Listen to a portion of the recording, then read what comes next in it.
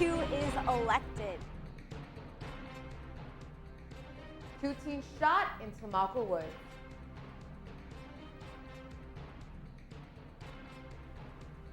And how's the weather supposed to be on the first day of spring on Friday? Stay tuned to find out more.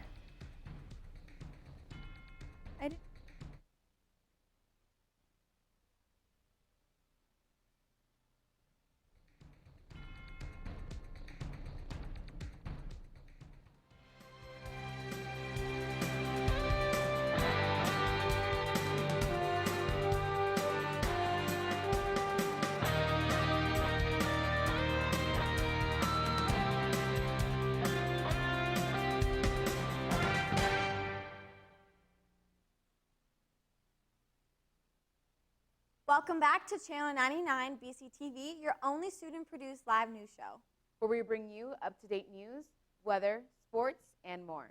I'm your host, Kylie Dillon. And I'm Amber Veras. 8 people are dead after gunmen stormed in a museum in Tunisia today.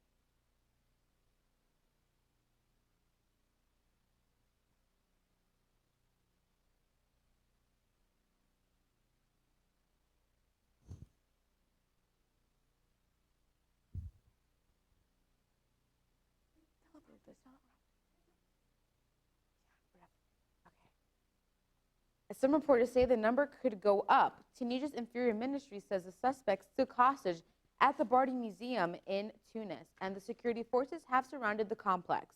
Others were able to escape the museum and were taken away in ambulances. A Tunisian lawmaker says she and her colleagues were forced to evacuate parliament.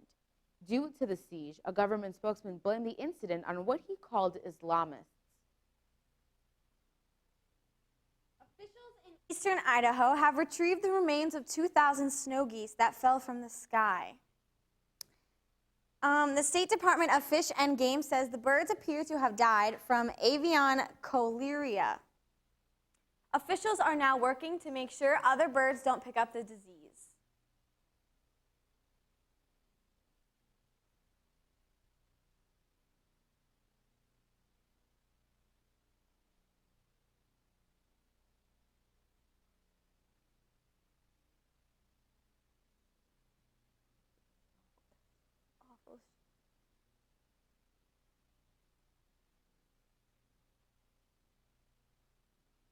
The important part is they died, and now for us the next important thing is to stop whatever they may have had from being spread to other local birds or other migratory birds. Clear where these geese picked up the bacteria, but U.S. health officials say people are not at high risk of getting this disease.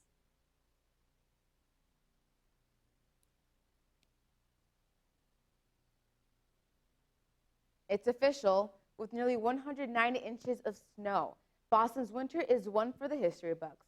According to the National Weather Service, the city has had the snowiest season ever on record there. As of 7 p.m. Eastern Sunday night, the NWS announced Boston Logan Airport had received 108.6 inches of snow. That is a full inch more than the previous Boston all-time record of 107.6 inches of snow. That was set in the winter of 1995 and 1996.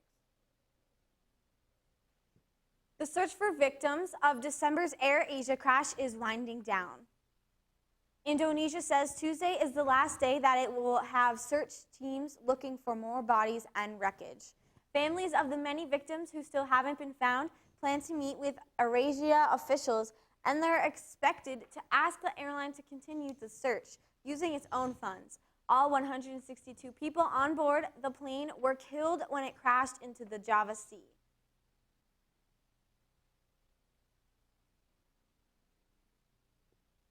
Police in Connecticut have arrested an 18-year-old for the murder of 3 children. A New Bern police chief says the children, ages 1, 5, and 12, were his neighbors. Another 2 people were reportedly injured. Police have not released the suspect's name or motive. They say the suspect is Burmese, and there is a language barrier that's slowing down their investigation.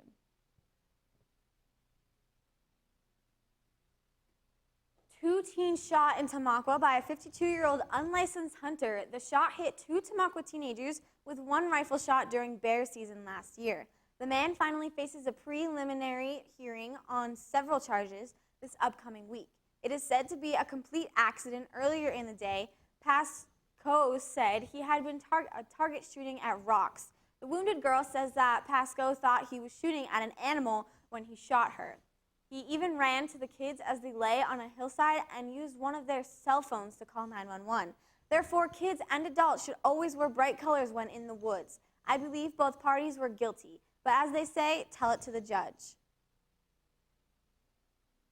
Stay tuned. When we come back, we'll have more news.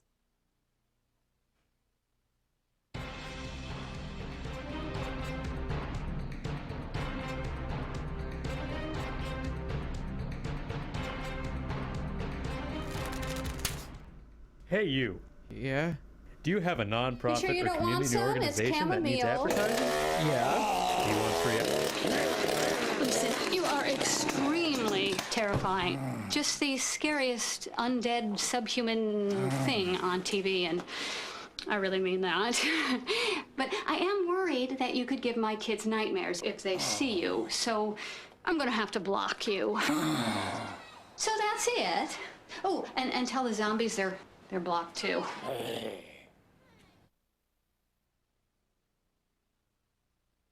Hey everybody! Heart disease affects 1 in every 3 women in America, but you can fight back. There's no time to lose. Mothers, sisters, daughters, families, and friends, it's time to shout louder, stand stronger, and demand change. Let's go! To the Batmobile. Dang it. To the invisible jet! Dang it. Together, we can put an end to heart disease. It's time to go red for women. I could use your help. Yeah! Learn more from the American Heart Association at www.goredforwomen.org.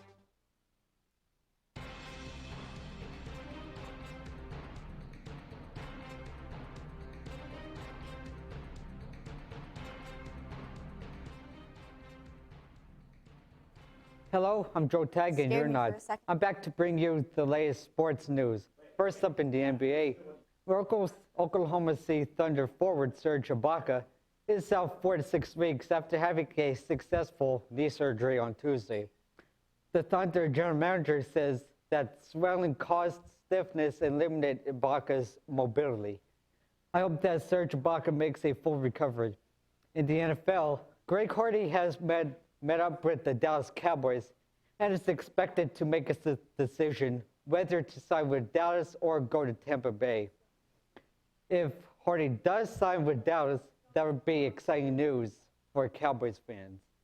In the MLB, the Tampa Bay Rays announced that their star player, Alex Cobb, has been diagnosed with tendonitis, which caused his right forearm to tighten up.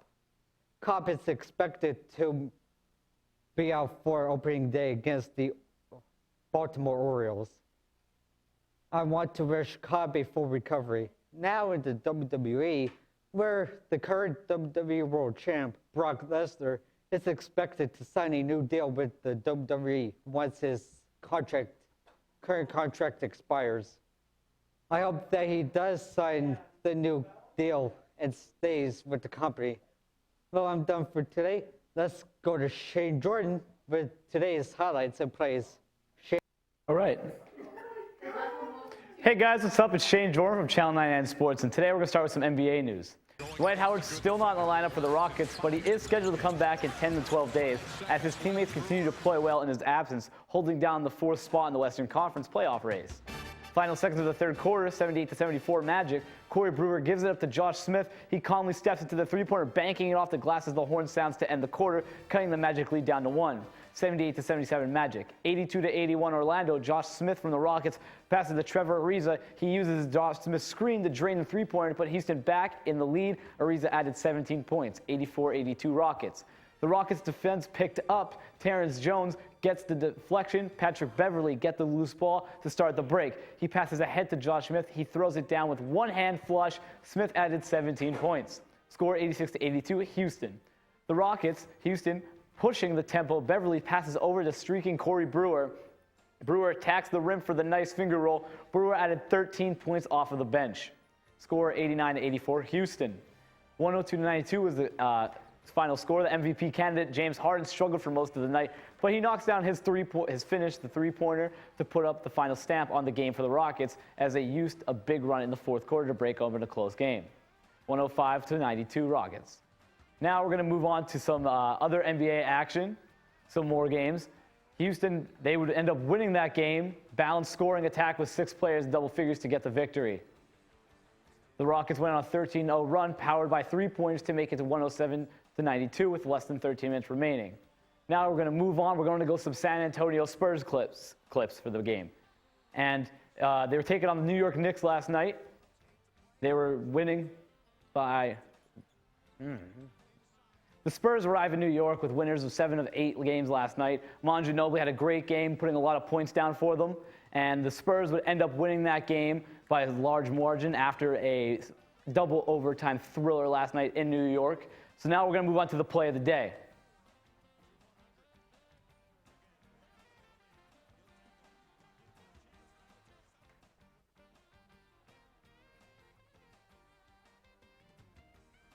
That's going to be it for me at Channel 99 Sports. I'm Shane Jordan. We'll see you next time.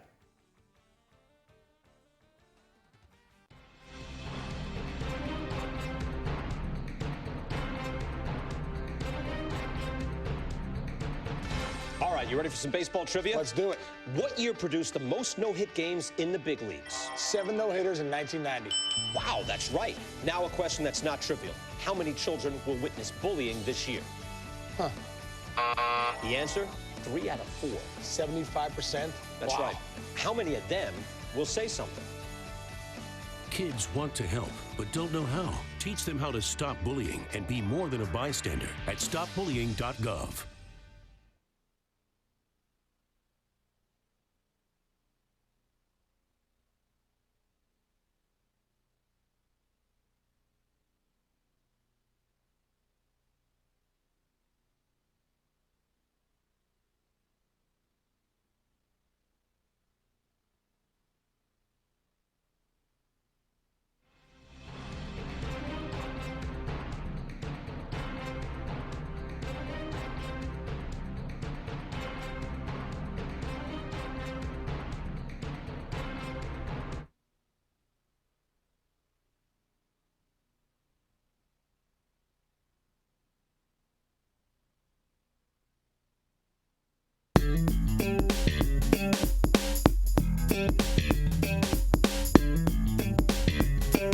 Hey, and welcome to Kilobytes, where all the cool kids hang and where I tell you all about the world's tech news. And speaking of all you cool kids, how many of you work out? That's funny. Well, we've all seen the studies, articles, and reports on all the apps, devices, and playlists, but now more and more physicians are revealing that these tech-related workout techniques have their benefits as well as their obstructions to your health. The efforts follow the release of the book I Disorder, Understanding Our Obsession with Technology and Overcoming Its Hold on Us by research psychologist Larry Rosen.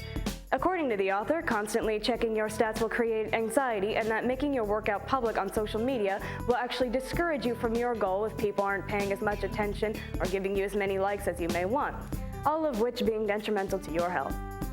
Shares in Nintendo sprang up 27% on Tuesday's trading day and announced a brand new partnership with Dana. The news comes after the announcements that our favorite plumbers are leaving behind the Nintendo 64 and coming to our touchscreens. That's right, a mobile version of Brothers Super Mario and Luigi is soon to be released. Pairing with the Japanese app processing company Dana, Nintendo purchased 22 million yen of Dana stock, but to translate that to American, that's about $181 million. It's safe to say that having all your favorite shows and movies on demand has changed the industry quite a bit, and now Apple wants in. With all these shows and movies at your fingertips these days and the binge watching to go with it, the company is rumored to be working on a streaming device of its own. Yet another step away from traditional television viewing, Apple has been said to have been talking with groups including Disney, CBS, Discovery, and Fox, offering a skinnier package plan, leaving out smaller channels and only offering more mainstream networks. Because of the brand's huge fan base, the release has been seen possibly as a threat to the Queen Mother Netflix. And it looks like Kesha isn't the only one with a dollar sign nowadays, with Facebook soon to be featuring an icon now allowing friends to carry out monetary transactions via the social media site. After tapping the icon, users will enter the amount wanted, follow up by hitting the Pay button in the top right corner, and end the transaction by entering their debit PIN. The feature is expected to be a competitor to services including Square and Venmo, both owned by PayPal, and challenge Snapchat's release Snapcash. Though the new feature will be available to U.S. citizens soon, similar payment apps overseas are already super popular, including one purchased by Facebook for $22 million American dollars called WhatsApp, having over 700 million users all over the globe. But what I want to know is, where's that YouTube tip jar we keep hearing about? We could use it here at Channel 99. And that's all I have for this week, so tune in next week for all the new tech stories.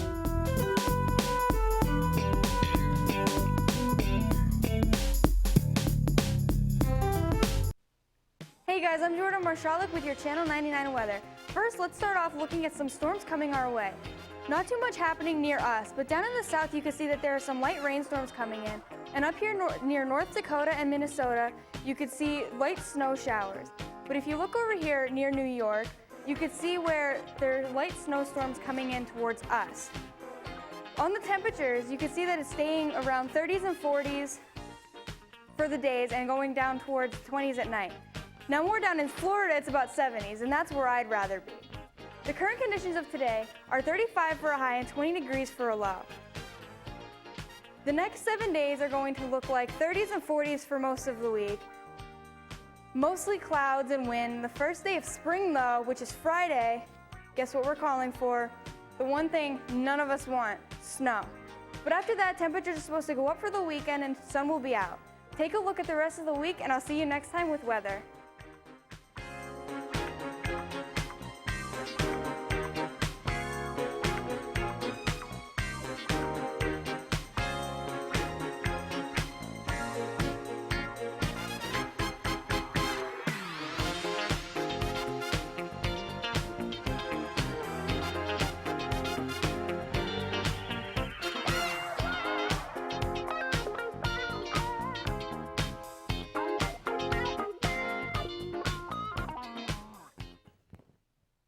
Stargazers in New Zealand and Australia were treated to a brightly colored show in the sky. Check out these stunning images from TVNZ, this natural light display called the Aurora Australis, or the Southern Lights. The amateur photographers flocking to social media to share their photos. It's the result of solar flares interacting with the Earth's magnetic sphere. And that's all for today. Tune in again tomorrow for more up-to-date news, sports, weather, and more.